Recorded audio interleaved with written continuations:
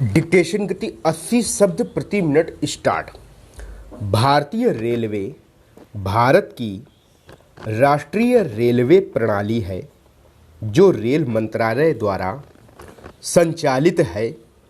यह आकार में दुनिया के चौथे सबसे बड़े रेलवे नेटवर्क का प्रबंधन करता है, जिसमें 1,21,407 किलोमीटर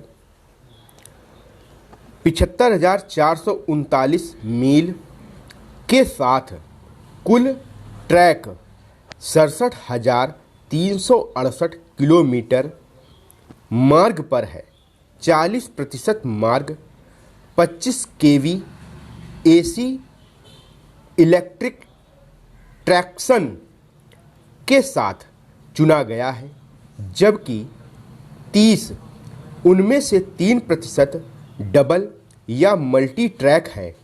भारतीय रेलवे भारत भर में 7,349 स्टेशनों से लंबी दूरी और उपनगरीय दोनों मार्गों पर प्रतिदिन 13,000 से अधिक यात्री ट्रेनें चलाता है। ट्रेनों में 5 अंकों की नंबरिंग प्रणाली है। मेल या एक्सप्रेस ट्रेनें सबसे सामान्य प्रकार प्रति घंटे 31.4 मील प्रति घंटे की औसत गति से चलती हैं। भारतीय रेलवे प्रतिदिन 9,200 से अधिक ट्रेनें चलाता है। मालगाड़ियों की औसत गति लगभग 24 किलोमीटर प्रति घंटा है। मार्च 2018 को समाप्त होने वाले वर्ष में भारतीय रेलवे को 8.26 बिलियन यात्रियों को ले जाने और 1.16 बिलियन टन माल परिवहन करने का अनुमान है। वित्तीय वर्ष 17-18 में भारतीय रेलवे को 1.874 ट्रिलियन की आय का अनुमान है, जिसमें 1.175 ट्रिलियन माल ढुलाई राजस्व शामिल है। यात्री राजस्व में 96.0% के ऑपरेटिंग अनुपात के साथ भारत के लिए पहला रेलवे प्रस्ताव 1832 में मद्रास में तैयार किया गया था।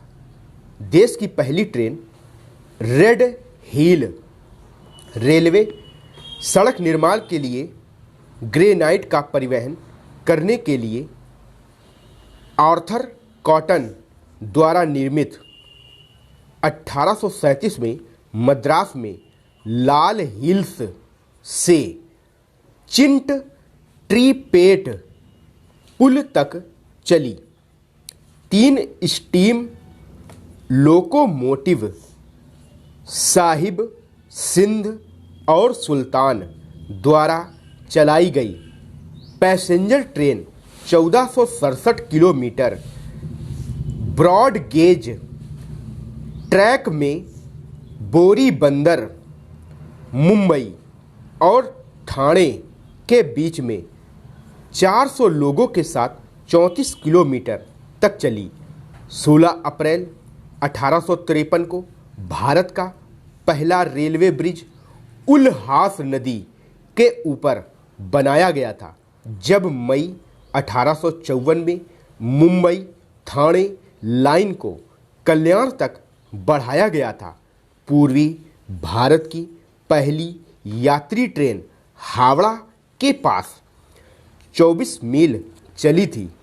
कोलकाता हुगली में 15 अगस्त 1854 को दक्षिण भारत में पहली यात्री ट्रेन 60 मील चली। 24 फरवरी 1873 को कलकत्ता में सियालदा और आर्मेनियाई घाट स्ट्रीट के बीच 3.8 किलोमीटर की दूरी पर एक घोड़ा निकाला गया। 1897 में कई रेलवे कंपनियों द्वारा यात्री डिब्बों में प्रकाश व्यवस्था शुरू की गई थी। 3 फरवरी 1925 को भारत में पहली electric passenger train Victoria terminus और कुर्ला के बीच चली। क्षेत्रीय क्षेत्र में भारतीय रेलवे का संगठन 1951 में शुरू हुआ, जब दक्षिणी और पश्चिमी क्षेत्र बनाए गए। 1951 में सभी यात्री वर्गों में सभी डिब्बों के लिए पंखे और रोशनी अनिवार्य किए गए थे और डिब्बों में सोने की जगह पेश की गई थी। 1956 में पहली पूरी तरह से वातानुकूलित ट्रेन हावड़ा और दिल्ली के बीच शुरू की गई थी। 10 साल बाद मुंबई और अहमदाबाद के बीच पहली कंटेनरीकृत माल ढुलाई सेवा शुरू हुई। 1986 में कंप्यूटरीकृत टिकटिंग और आरक्षण नई दिल्ली में शुरू किए गए थे। 1988 में पहली शताब्दी एक्सप्रेस नई दिल्ली और झांसी के बीच शुरू की गई थी। बाद में इसे भोपाल तक बढ़ा दिया गया। 2 साल बाद नई दिल्ली में पहली सेल्फ प्रिंटिंग टिकट मशीन शुरू की गई।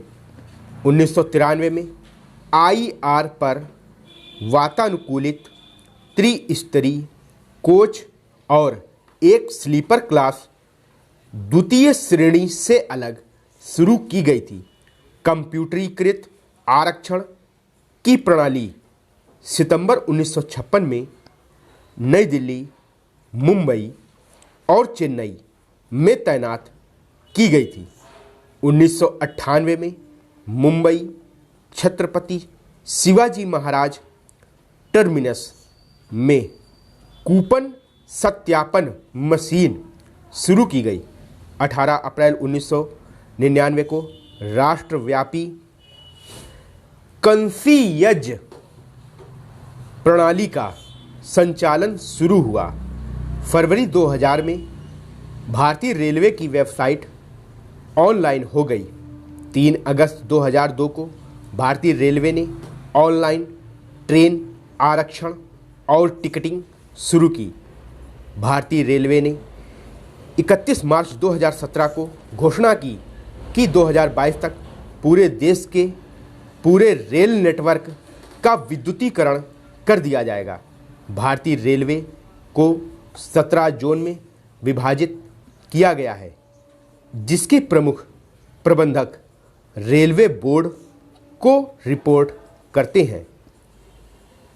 जोन को 68 ऑपरेटिंग डिवीजनों में विभाजित किया गया है, जिसके प्रमुख डिवीजनल रेलवे मैनेजर हैं।